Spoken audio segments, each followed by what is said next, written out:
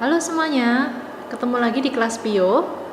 Hari ini kita akan membahas topik mengenai leadership. Teman-teman sudah download PPT-nya dan sudah dibaca? Kalau ada yang belum, silakan di-download dulu PPT-nya di Bella. Kemudian dibaca sambil juga mendengarkan penjelasan yang Bu Desa sampaikan ya. Oke, kita mulai. Kalau yang sudah punya PPT-nya, silakan sambil dibuka PPT-nya. Kita akan mulai per slide seperti biasa ya. Oke, learning point yang akan kita bahas dalam pertemuan ini terkait dengan leadership itu pertama kita akan membahas mengenai perspektif leadership. Jadi saya akan menjelaskan perspektif leadership itu apa saja gitu ya. Kemudian teori-teori yang menjelaskan mengenai konsep leadership itu apa. Ada dua, traditional theory of leadership sama new approach to leadership. Ya, ada dua konsep besar teori yang akan kita bahas. Masing-masing saya akan jelaskan.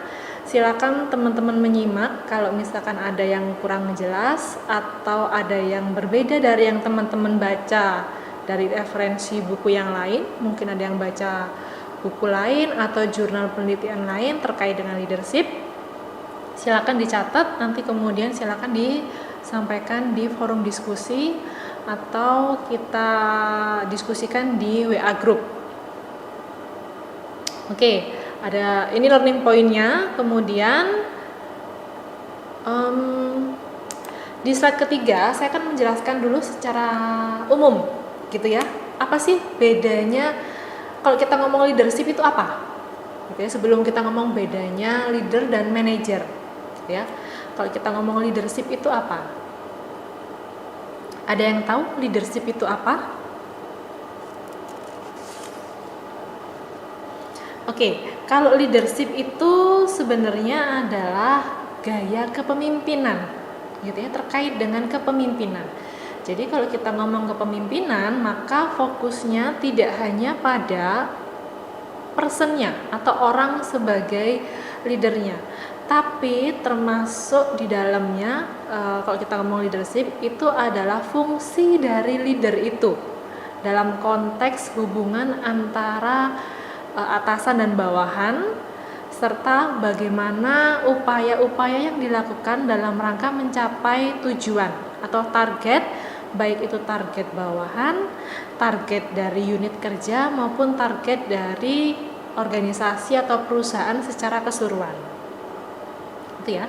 Nah, di dalam leadership itu pasti ada leadernya. Ya, kalau kita ngomong leadership tadi adalah hubungan atau relation, konteksnya itu adalah hubungan mengenai atasan dan bawahan serta fungsi-fungsi yang dijalankan, maka ada atasan di situ. Nah, atasan ini berfungsi sebagai leader, ya. Nah, leader dengan manajer itu beda, karena kadang orang masih beranggapan bahwa manajer itu ya leader, belum tentu, gitu ya. Karena ada beda antara leader dan manajer.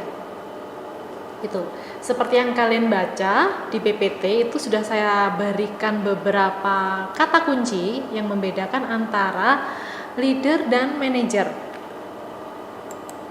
Kalau dari PPT ini ada yang nggak jelas kah antara leader dan manajer? Oke, saya akan jelaskan sedikit ya.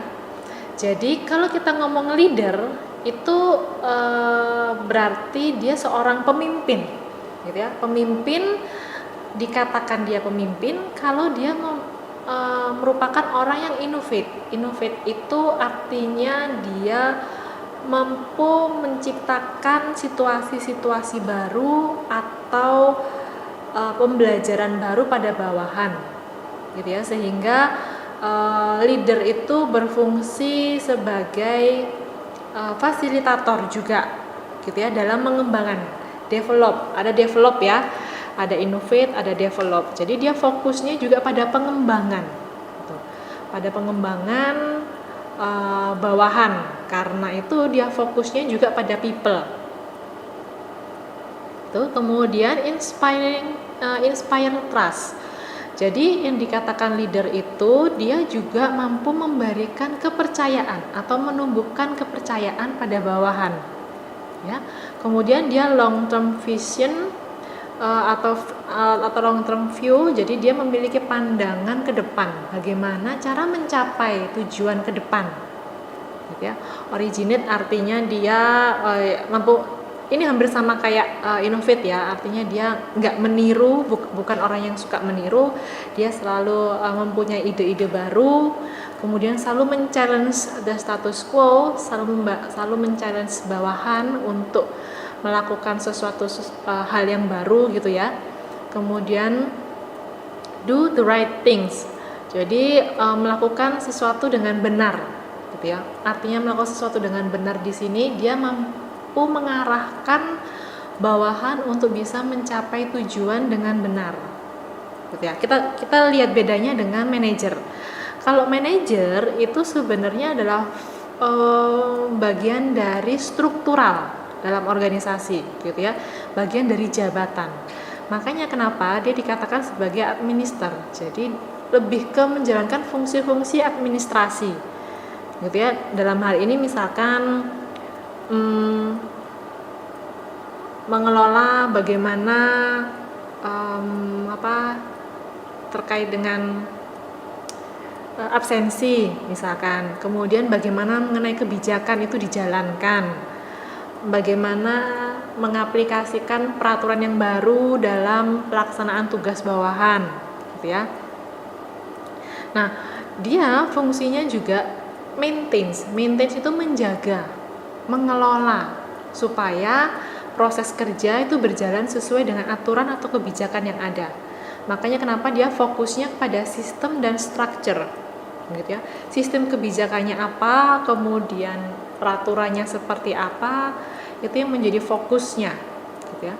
Dan dia mengontrol bagian dari maintenance, dia juga melakukan kontrol agar sistem itu memang berjalan sesuai dengan tracknya. Bawahan tidak melanggar peraturan, bawahan melakukan tugas sesuai dengan tanggung jawabnya, gitu ya. Short term view, ya karena memang fokusnya pada hal yang dilakukan saat ini, gitu ya. Enggak fungsinya kepada apa yang akan dicapai ke depan, gitu. Kemudian inisiatifnya is a copy. Jadi inisiatifnya itu ya berdasarkan aturan yang ada, bukan karena dia memiliki inisiatif yang hubungannya dengan inovasi atau kreativitas. Kemudian accept the status quo. Jadi tidak terlalu fokus pada perubahan gitu ya. Yang penting peraturan itu dijalankan sesuai dengan ketentuan yang ada. Kemudian do things right. Yaitu tadi melakukan sesuatu dengan benar sesuai dengan aturan tadi gitu ya. Jadi kalau dilihat sudah pasti bedanya kelihatan antara leader dengan manajer gitu ya. Kalau kita ngomong leader dikatakan pemimpin itu kalau dia fokusnya ke orang, pertama dia mengembangkan orang itu, memiliki ide-ide inovasi dan kreatif gitu ya, memiliki pandangan ke depan gitu. Kemudian dia selalu men-challenge status quo, nggak suka dengan sesuatu yang stagnan gitu ya, selalu mencoba mencari sesuatu yang baru, yang lebih bagus, yang lebih baik gitu ya. Nah, itu bedanya leader dan manajer. Jadi sekali lagi teman-teman jangan bingung apa sih leader dan manajer itu.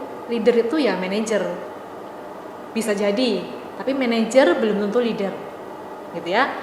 Jadi itu bedanya, itu perspektif awal dulu sebelum kita belajar mengenai leadership-nya ya, kepemimpinannya dari pemimpin gitu. Nah, ini konsep dasarnya, perspektifnya dulu yang membedakan antara leader dan manajer.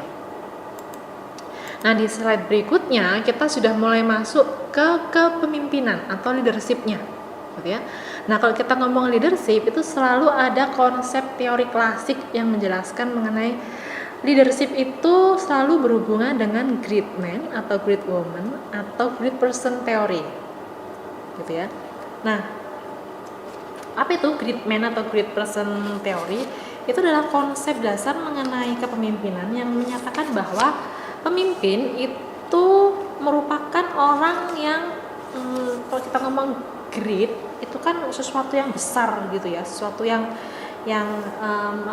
sesuatu yang luar biasa gitu ya. Nah, konsep great person itu bagian dari kepemimpinan karena dianggap pemimpin itu sebagai orang yang besar, punya pengaruh yang besar, punya kemampuan yang besar, punya keahlian yang besar gitu ya.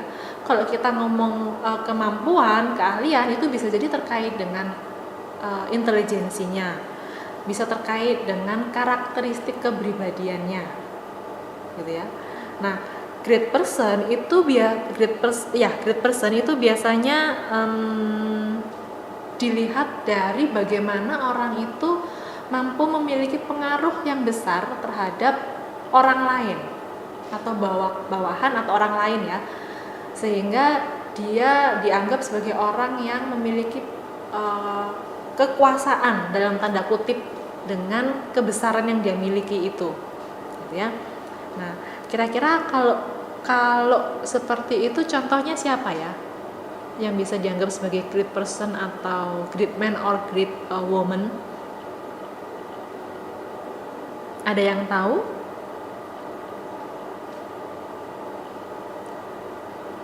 Oke, contohnya itu misalkan Soekarno. Soekarno itu dianggap sebagai pemimpin.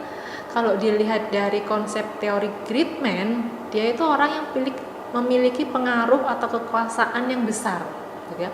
Karena karakteristiknya, karena pembawaannya, karena sikapnya, dia dianggap sebagai orang besar gitu. Karena dia mampu merubah, mampu mempengaruhi orang-orang gitu ya, tidak hanya di dalam negeri sehingga dia yang mampu mengantarkan negara kita mencapai kemerdekaan, tapi juga di luar negeri dia dianggap sebagai orang yang punya pengaruh besar gitu ya. Contoh yang lain misalkan Mahatma Gandhi, kemudian Mother Teresa gitu ya, itu dianggap sebagai great man or great woman atau great person gitu ya. Nah, itu konsep klasik mengenai kepemimpinan gitu. Nah, perspektif lain mengenai kepemimpinan itu ada yang disebut dengan descended sama emergent. Jadi kepemimpinan itu bisa dibentuk dan kepemimpinan itu muncul karena situasi yang mendesak gitu ya. Nah, kalau kita ngomong descended itu berarti kepemimpinan itu bisa dibentuk melalui proses pembelajaran. Pembelajaran itu tidak selalu sifatnya yang formal gitu ya, ada ikut training, ikut sekolah gitu, nggak harus seperti itu. Tapi pembelajaran itu bisa juga dengan dia belajar melihat contoh, model gitu ya, sehingga kemudian dia memiliki karakteristik sebagai seorang pemimpin gitu. Nah, kalau emergent itu biasanya karakteristik kepemimpinannya itu muncul ketika ada pada situasi yang mendesak, situasi yang urgent gitu atau yang kritikal gitu ya. Contohnya misalkan ketika ada kelompok yang tersesat gitu ya, kemudian ada satu orang yang berinisiatif menjadi pemimpin, mengarahkan, memberikan panduan atau menuntun jalan gitu. Nah, itu disebut dengan pemimpin yang emergent gitu ya. Atau dalam situasi-situasi yang lain juga, intinya dalam konteks situasi yang memang kritikal sehingga muncul orang-orang yang memiliki karakter atau berperan sebagai pemimpin gitu. Kemudian pemimpin, perspektif yang lain juga adalah trait versus behavior.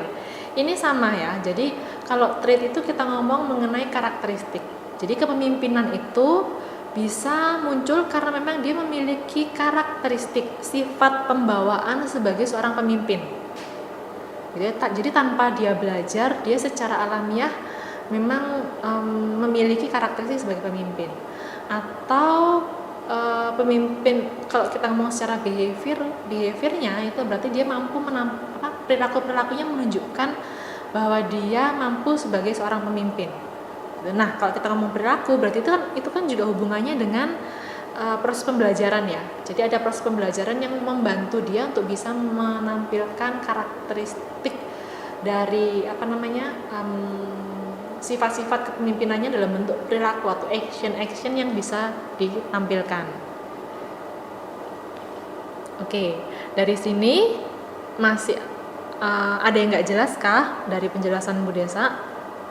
Ada yang perlu diperjelas, nanti tolong dicatat ya, jangan lupa. Oke. Sebelum kita lanjut, diresapi dulu apa yang tadi Bu Desa sampaikan, gitu ya. Sebelum kita masuk ke konsep teori dari kepemimpinan. Oke, kita lanjut ya. Sekarang ke konsep teori. Yang pertama adalah pendekatan the trait approach, gitu ya. Jadi kalau di konsep pendekatan ini kita atau konsep teori ini kita mempelajari bahwa kepemimpinan itu dilihat pertama berdasarkan karakteristik personalnya, gitu ya. Karena kalau kita ngomong trait itu kan terkait dengan bawaan ya, karakteristik bawaan gitu. Nah, hubungannya dengan bawaan, maka itu berkaitan dengan physical features-nya. Jadi karakteristik atau bentuk fisik dari orang tersebut, gitu ya. Nah, kalau kita ngomong bentuk fisik, berarti kita bisa melihat dari berat tubuhnya atau besar tubuhnya, kemudian penampilannya, kemudian dari usia, gitu ya.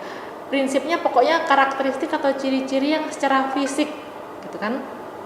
Kalian kan pasti ngelihat ya, pasti pernah nih ketemu nih dengan orang dengan karakteristik tertentu gitu. Kalau pemimpin itu karakteristik secara fisiknya kayak gimana, gitu ya. Apakah dia harus bertubuh besar, gagah, gitu ya. Terus kemudian penampilannya rapi, kemudian formal, atau yang sebaliknya, gitu ya. Prinsipnya kalau yang personal karakteristik fisik ini melihat dari ciri-ciri fisiknya. Kemudian yang kedua adalah karakteristik ability-nya, yaitu berhubungan dengan kemampuannya yang dimiliki, gitu ya. Nah, kalau kita ngomong kemampuan berarti hubungannya dengan intelijensinya, keluasan atau kedalaman pengetahuan yang dimiliki, kemudian hubungannya dengan fluensi itu kelancaran dalam berbicara, gitu ya. Orang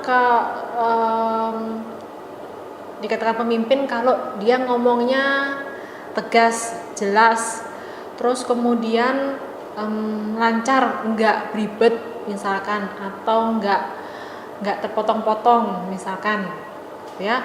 Atau orang yang dikatakan pemimpin itu kalau misalkan dia menguasai berbagai macam pengetahuan, jadi pengetahuannya luas, nggak hanya luas tapi juga mendalam. Dikatakan pemimpin kalau secara intelektual dia memiliki rata-rata intelijensi yang di atas rata-rata misalkan. Nah, prinsipnya kalau yang ability karakteristik ini melihat kepemimpinan itu berdasarkan karakteristik kemampuan yang dimiliki. Ya, contohnya yang tadi itu. Nah, kemudian yang berikutnya adalah terkait dengan personality trait, gitu ya. Jadi karakteristik kepribadian yang dimiliki.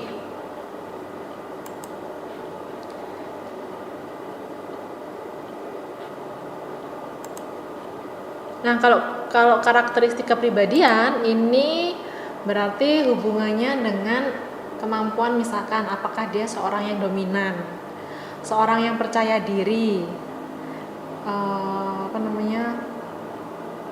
mampu mengontrol emosi, dia orangnya ekspresif, gitu ya. Dia bisa introvert atau extrovert, gitu. Nah, intinya kalau dilihat dari karakteristik kepribadian itu Biasanya kalau yang dikatakan pemimpin itu ya itu tadi, dia orangnya dominan. Orang yang dominan itu cenderung dianggap sebagai pemimpin. Atau orang yang memiliki kemampuan kontrol emosi yang baik. Jadi nggak baperan, nggak baperan dalam arti positif, bukan dalam arti positif, dalam arti ini ya, tersinggungan atau marahan gitu ya. Dia ekspresif, itu mampu menyampaikan gitu. Kalau nggak suka dia ngomong, kalau suka dia ngomong. Jadi asertif gitu ya. Kemudian dia bisa jadi karakteristiknya juga orang yang introvert ataupun ekstrovert gitu. Nah, ini adalah karakteristik kepribadian berdasarkan konsep teori yang dilihat berdasarkan pendekatan trait atau sifat atau bawaan. Dari sini ada pertanyaan? Nggak ada ya, kita lanjut ya. Kalau ada silakan dicatat. Nah, ini masih yang konsep teori perspektif yang ini ya, yang apa namanya tadi, konsep teori yang tradisional teoris ya. Masih itu setelah trait approach sekarang adalah the powers approach. Jadi kalau kita ngomong powers berarti itu hubungannya dengan kekuasaan, kewenangan, kekuatan gitu ya. Jadi kepemimpinan itu dilihat pada atau dari kekuasaan, kewenangan, kekuatan yang dimiliki. Nah, kalau kita ngomong power dalam konsep teori pendekatan ini, itu ada 5 bentuk power yang bisa digunakan gitu ya, atau yang diterapkan gitu ya, dalam konteks kepemimpinan. Yang pertama adalah reward power. Nah, reward power ini itu adalah pemimpin yang dia menggunakan kewenangannya itu berdasarkan reward. Jadi ketika dia ingin mempengaruhi orang lain dalam hal ini atau bawahannya, itu dia menerapkan atau menggunakan reward gitu ya. Jadi misalkan dia meminta bawahannya untuk mencapai target. Kalau capai target nanti akan dapat reward misalkan. Atau kalau dia dia men-challenge bawahannya untuk melakukan sesuatu yang baru. Kalau dia berhasil, dia akan dapat reward gitu. Nah, pemimpin dengan reward power ini dia menggunakan reward sebagai pancingan lah istilahnya gitu ya, untuk mendorong orang lain supaya mau bergerak atau mau melakukan apa yang menjadi hal yang diinginkan atau diharapkan dari pemimpin tersebut gitu ya. Itu yang reward power. Nah, biasanya untuk reward power ini pemimpin mesti tahu dulu apa nih kebutuhan atau apa yang diinginkan dari bawahan, sehingga pas ketika memberikan pancingan berupa reward tadi itu akan pas gitu, akan mengena, sehingga bawahan ini mau untuk menjalankan, mau terpancing dengan reward tersebut. Oke, power yang berikutnya itu adalah coercive power. Kalau coercive power ini itu berkebalikan dari yang reward. Kalau reward ngasih hadiah sebagai pancingannya gitu ya. Nah, kalau yang coercive itu menggunakan punishment, penalti atau hukuman gitu ya, untuk mendorong orang lain atau bawahannya agar mampu melakukan aktivitas yang diinginkan gitu ya. Jadi dia menggunakan kewenangannya, powernya atau kekuatannya tersebut berdasarkan punishment. Ya, kalau misalkan nggak melakukan, kalau nggak mencapai target, misalkan nanti akan ada hukuman, pemotongan gaji misalkan, atau hukuman yang lain, misalkan jam kerjanya ditambahkan. Nah, itu yang digunakan untuk mendorong orang lain supaya mau bergerak gitu ya. Kemudian power yang berikutnya adalah legitimate power. Nah, legitimate power ini itu pemimpin yang menggunakan kekuasaan atau kewenangannya yang didasarkan pada formal authority atau legalitas yang secara formal gitu ya. Nah, ini hubungannya dengan posisi ya. Misalkan nih orang yang misalkan jabatannya sebagai direktur gitu, dia memang secara legalitas, secara struktural udah jelas sebagai direktur gitu. Nah, legalitas inilah yang digunakan untuk mempengaruhi orang lain. Ya, misalkan contoh mempengaruhi orang lain itu meminta bagian unit kerja yang lain untuk mau menjalankan proyek bersama dengan unit kerja yang lain. Misalkan unit kerja marketing bekerja sama diminta untuk membantu unit kerja research and development misalkan karena ada proyek tertentu gitu. Nah, karena legalitas direktur ini dengan posisi sebagai direktur, maka dia menggunakan kewenangannya untuk mendorong unit kerja yang lain agar mau bekerja sama. Nah, itu legalitas, ya. Kemudian power yang berikutnya adalah expert power. Nah, kalau expert power ini hubungannya dengan kalau kita ngomong expert itu kan keahlian ya, keahlian atau kekhususan, kespesialisasian gitulah. Apa itu? Nah, intinya kalau kita ngomong expert itu adalah orang yang ahli di bidangnya, spesialis khusus terkait dengan bidang tersebut, ya, sehingga dia dikatakan expert di situ. Nah, biasanya kalau kita ngomong expert itu kan hubungannya dengan pengetahuan ya, pengetahuan tertentu gitu. Misalkan orang yang ahli di bidang marketing, dia expert di bidang marketing gitu.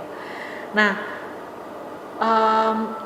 keahliannya tersebut itulah yang digunakan sebagai power ya, untuk mempengaruhi orang lain. Ya, kalau kita ngomong kepemimpinan itu kan sebenarnya kemampuan juga untuk mendorong orang lain ya, agar mau bergerak sesuai dengan arahan atau tujuan yang sudah ditentukan. Ya. Nah, itu tadi expert. Kemudian yang terakhir adalah reference power. Nah, kalau reference power ini kurang lebih sebenarnya hampir sama dengan expert gitu ya. Tapi kalau yang reference itu tidak hanya dikaitkan dengan pengetahuan, tapi bisa jadi dikaitkan dengan sikap yang dianggap mampu memberikan arahan gitu ya. Nah, hubungannya ini biasanya dengan senioritas atau dengan karena memang keahliannya di bidang itu juga bisa menjadi reference power, sehingga dia selalu menjadi referensi ketika orang lain ingin mendapatkan informasi tertentu gitu. Nah, itu terkait dengan power approach. Nah, selain power itu ada juga influence gitu ya. Jadi selain dia menggunakan powernya, kekuasaan atau kewenangan yang dimiliki, dia juga menggunakan pengaruhnya. Ya, kita mau influence kan terkait dengan pengaruh ya, kemampuan dia untuk bisa mempengaruhi orang lain gitu. Nah, pengaruh ini itu hubungannya dengan pressure ya, bentuknya gitu ya. Bentuk pengaruh itu bisa dalam bentuk pressure. Jadi pemimpin ini menggunakan tekanan untuk bisa mendorong orang lain agar mau melakukan yang diharapkan gitu ya, atau memberikan pandangan mengenai perubahan ya, atau dia mempengaruhi berdasarkan koalisi. Jadi bahwa ketika melakukan sesuatu bisa berkoalisi dengan orang lain gitu. Kemudian kalau legitimation sama yang kayak tadi, legitimate gitu ya, menggunakan memang secara formal dia menggunakan kebijakan yang ada untuk mempengaruhi orang lain gitu ya. Atau menggunakan rational persuasion. Jadi menggunakan persuasi secara rasional, menjelaskan gitu ya, memberikan informasi yang sifatnya rasional sehingga mempengaruhi orang lain gitu ya, memberikan alasan yang rasional, yang masuk akal, yang jelas gitu. Kemudian kalau inspirational itu yang menginspirasi. Kan ada ya orang-orang yang kalau ngomong itu sangat menginspirasi orang lain gitu. Nah, itu adalah inspiration appeals-nya gitu. Kemudian consultation itu hubungannya dengan orang ini sama dengan reference kurang lebih ya. Jadi dia bisa memberikan masukan-masukan, memberikan ide-ide, konsultasi-konsultasi yang bisa membantu orang lain untuk mengatasi permasalahan gitu ya. Jadi mempengaruhinya berdasarkan konsultasi tadi ya, menjelaskan gitu ya. Kemudian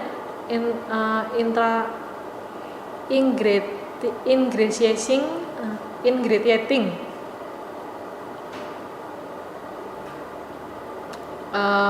itu hubungannya dengan kemampuan individu untuk mempengaruhinya berdasarkan ini hampir sama dengan yang expert gitu ya. Hubungannya dengan yang expert, sama dengan expert gitu ya. Jadi hubungannya ini kan dengan sikap gitu, keahlian dia dalam mengambil hati orang lain berdasarkan sikapnya yang baik, yang suka menolong gitu ya, sehingga orang lain itu akan terpengaruh oleh sikapnya tersebut. Kemudian personal appeals ini hubungannya tadi dengan karakteristik personal ya. Jadi hubungannya dengan secara fisik dia itu bisa juga mempengaruhi orang lain. Itu kemudian dari pengetahuan ability yang dimiliki maupun karakteristik kepribadian itu juga bisa mempengaruhi orang lain ya, memberikan pengaruh terhadap orang lain. Itu yang power approach. Ada pertanyaan terkait dengan power approach?